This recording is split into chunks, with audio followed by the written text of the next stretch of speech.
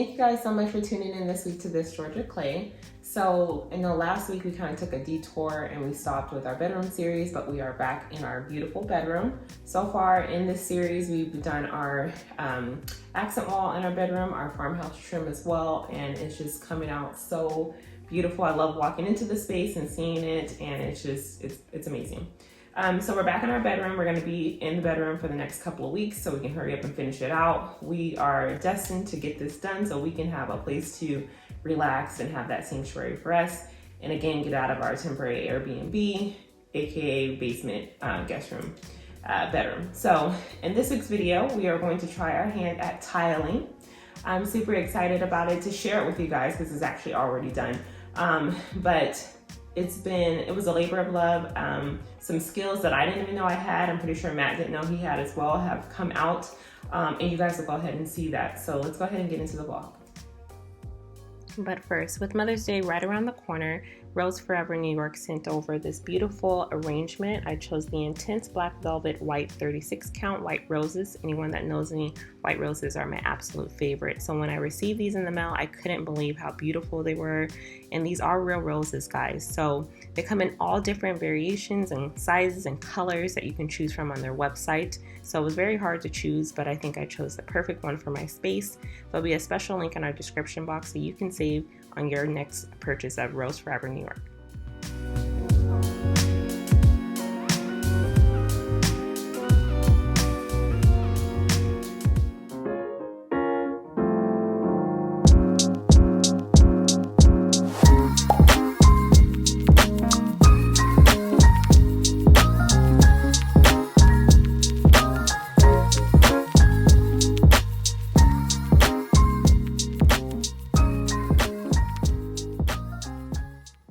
So for our bathroom, originally it only came with a sheet of vinyl, which is so dumb to me because I don't believe, like, you know, as much as we spend on this house, like, why is the bathroom coming with vinyl still? Like, builders, if you're still putting vinyl in people's homes, stop doing that. I mean, it's so old school. No one wants vinyl in their bedroom, in their bathroom. Even in their kitchens, I've seen some homes that have it in their kitchen that comes standard. And we're spending all of this money on this house. Mind you, this is a $500,000 house and I had vinyl in my bathroom. Like, it just doesn't make sense to me, but whatever. So we went ahead and we got the vinyl installed because it was a standard, and they didn't really have, like, it was an option to upgrade the tile, but like I said, that should be a standard option. Like, even if you would have given me some basic tile that was just, you know, a tan or a beige or a gray tile, I could have worked with that, but not offering that at all as a standard is just unacceptable. So we decided to just go ahead and take the standard vinyl, and we decided that we were gonna once we got into the home, we were gonna make it our own and personalize it. So that's what we did. For the styling of the bathroom, I wanted something that still had, again, the farmhouse nod, but I also wanted it to be more of a spa-like feel. We do have the luxury spa shower, so I wanted to emphasize that in the flooring that we chose, and also how the whole bathroom came together. So again, in this week's vlog, you'll see us doing that tiling project. You'll see the tile that we chose. We went with a tile that's like a faux marble look, because in our shower it has that same type of flooring. So it is a ceramic tile, but it has a marble print on it, and I really love it. I think it came out so gorgeous. In our bathroom, the only things that we upgraded with the builder was our cabinetry. We went with a fallow stain and a maple blend for the cabinets, and then we upgraded the countertop. So we did a quartz countertop and square sinks. That was like the main things that we knew that we wanted to have in our bathroom. Matt was pretty big on that. He was adamant that he did not want to have like a cultured marble top, so we went ahead and upgraded that, and we wanted black fixtures. So that's pretty much all we went for and made sure that we had, and everything else we said we were gonna do later. So let's get into it, and yeah.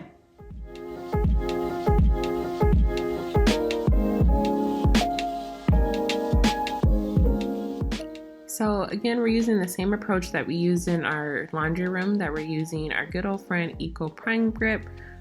It's used as a primer to provide texture, so you can go ahead and tile right over the existing vinyl that was already there.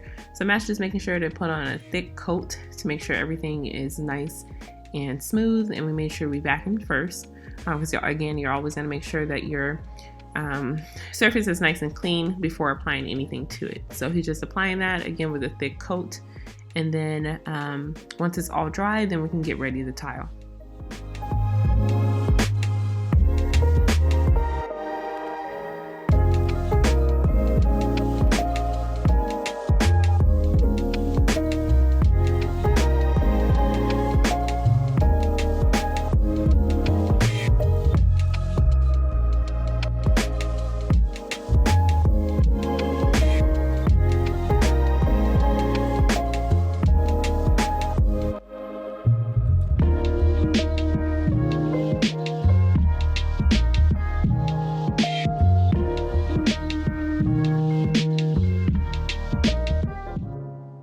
order to make sure that we can tile around the door jamb, Matt went ahead and removed the door that goes into the toilet room. So if you have that space in your home, you want to make sure that you do the same thing as well.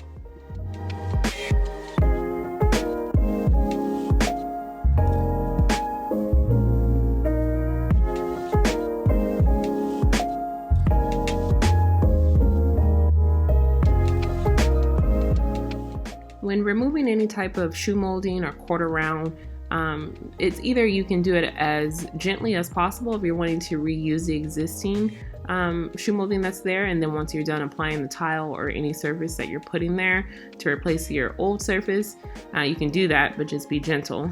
With us, we wanted to have something a little bit more substantial, so we went ahead and just removed the shoe molding and applied quarter round.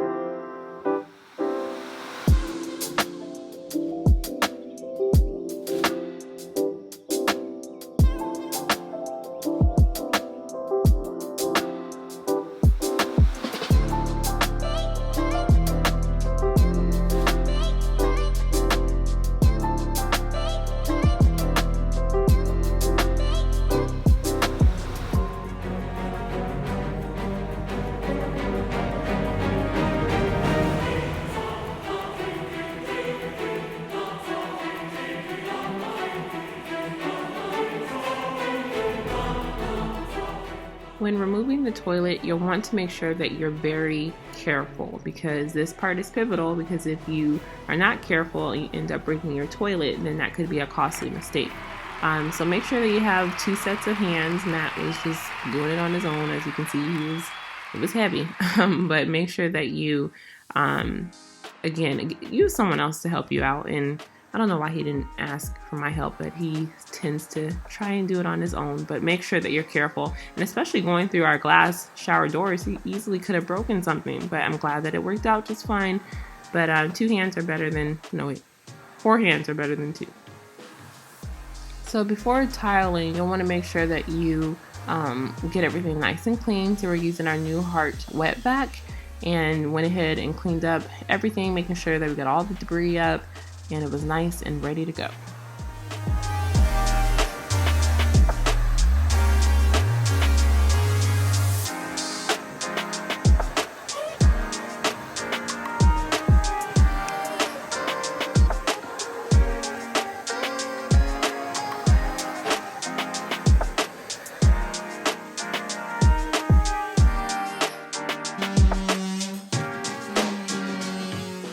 now that everything's clean, we need to get ready to tile. So Matt was using our multi-tool to make sure that he went around all of the door frames and took out any necessary, like trimmed it up a little bit just to make sure that the tile would slide perfectly under the door jamb. So when you put the door back on, it would swing properly. You wouldn't have any type of bulging or anything. So make sure that you put your tile next to it just to get a good idea of how much you actually need to take off the bottom of the door jamb, just to make sure that the tile is flush.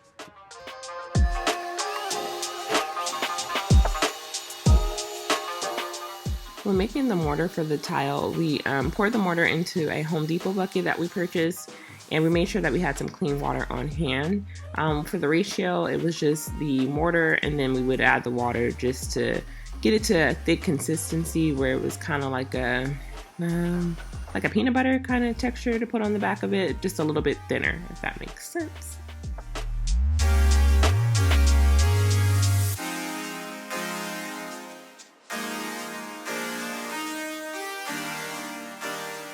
Alright, so I want to put the disclaimer out there that we are not professionals. I repeat, we are not professionals. So you will see me do some things where if I were to take it back, I should have done just like in the basement bathroom downstairs, to back butter and then lay the tile.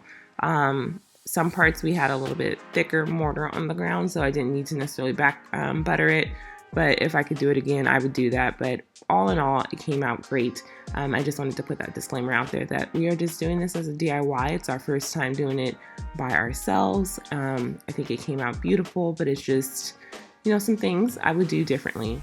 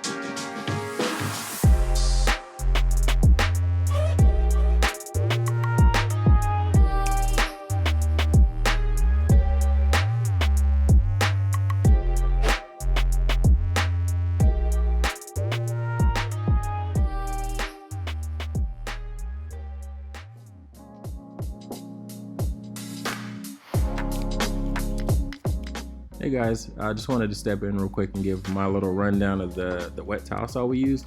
So we picked this one up from Home Depot for about $100. Ryobi, which you guys know, it's a pretty affordable tool line. It gives you a good bang for your buck and lets you get the job done. So we went with this one because we didn't want to spend too much for a tool that we'd probably use maybe once or twice and then have it sit in the basement forever.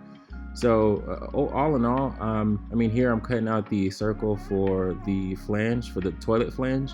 I ended up using this technique because I've seen some people use an angle grinder to cut circles, but I don't have one of those quite yet. So I'm expanding my tool line slowly but surely. I just also wanted to share a couple of tips with you guys. So a couple of issues that I ran into. So one, you definitely want to make sure you wear your hearing protection.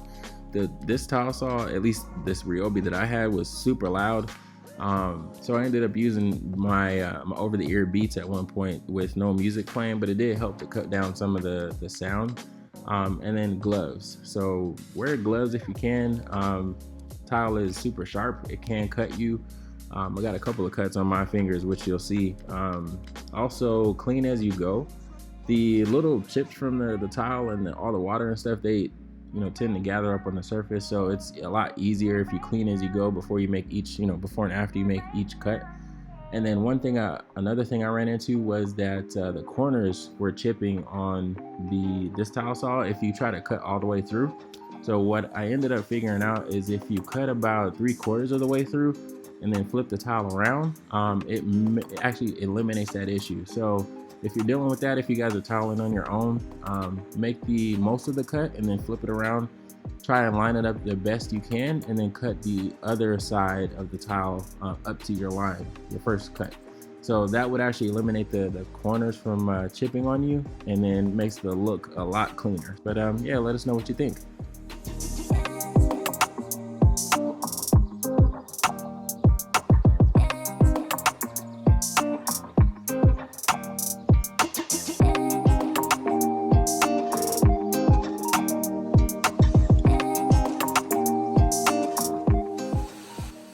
I went, you'll see that I made sure to clean a lot. So I would vacuum up any debris that got knocked out from the previous mortar or anything like that. And also, you would have seen me scrape up some of the mortar that stayed overnight.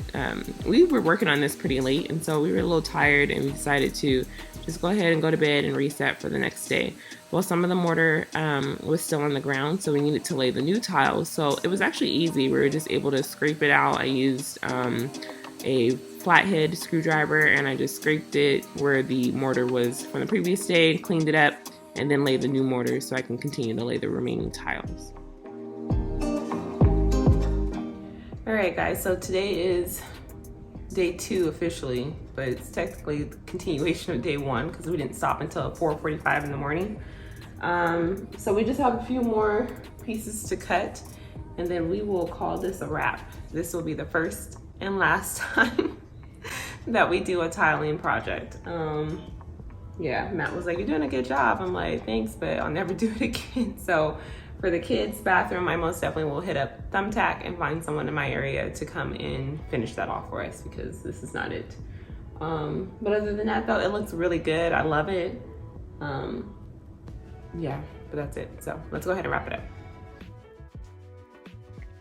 So here you'll see Matt just measuring around the door jambs just to make sure that we got that perfect fit.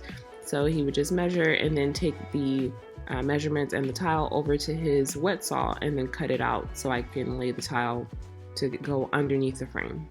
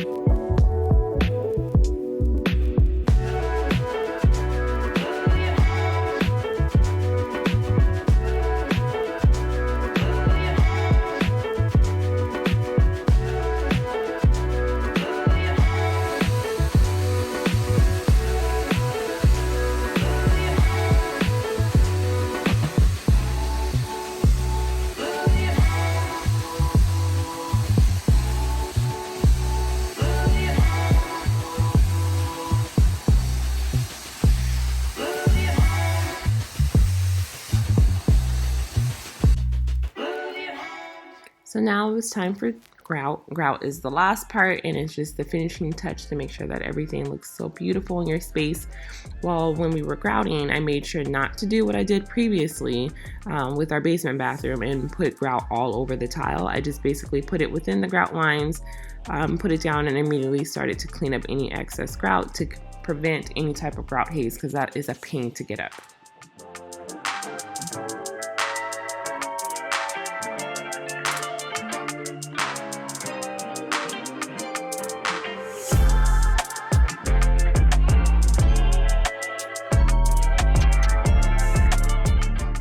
Once all of the grout was laid, it was time to put down the trim pieces. So Matt put the trim back on the cabinet. We made sure to keep that as in perfect condition as we possibly could.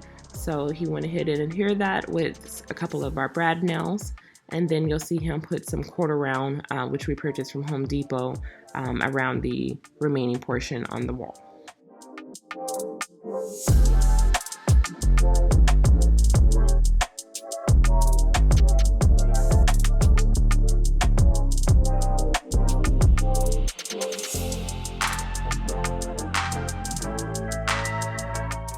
So once we made sure to put all the finishing touches back on and fill any of those holes Matt put back on the door, And then it was time to show you our final reveal. The reason why we picked this tile, I just wanted to point out, is because it matches with our existing shower floor, and we just felt like it would just be a better cohesive look and make the room just have that spa-like quality, which is what I was really aiming for when we did this project.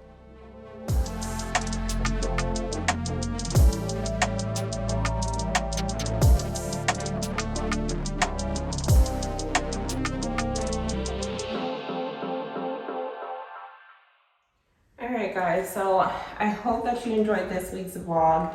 Again, the floor came out so beautiful and I'm so proud of Matt and I. Truly, this bathroom you'll see in next week's vlog was a tag team effort.